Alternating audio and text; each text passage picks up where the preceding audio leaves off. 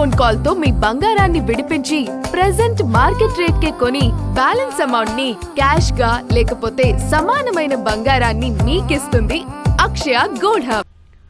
భారత్తో పోటీ పడకపోతే తీవ్రంగా నష్టపోతామన్న భయంతో అమెరికాతో రహస్య వాణిజ్య ఒప్పందానికి బంగ్లాదేశ్ సిద్ధమైంది. ఫిబ్రవరి 9వ తేదీన బంగ్లాదేశ్ అమెరికా ట్రేడ్ డీల్పై సంతకం చేయనున్నాయి. ఫిబ్రవరి 12న జరగనున్న బంగ్లా జాతీయ ఎన్నికలకు 72 గంటల ముందు ఈ ఒప్పందం కుదరనుంది. భారత వస్తువులపై సుంకాలను అమెరికా 18% తగ్గించినప్పటి నుంచి వాణిజ్య ఒప్పందం కోసం బంగ్లా తొందరపడింది. బంగ్లాదేశ్ రెడీమేడ్ వస్త్ర ఉత్పత్తుల్లో 90% అమెరికాకే ఎగుమతి చేస్తుంది.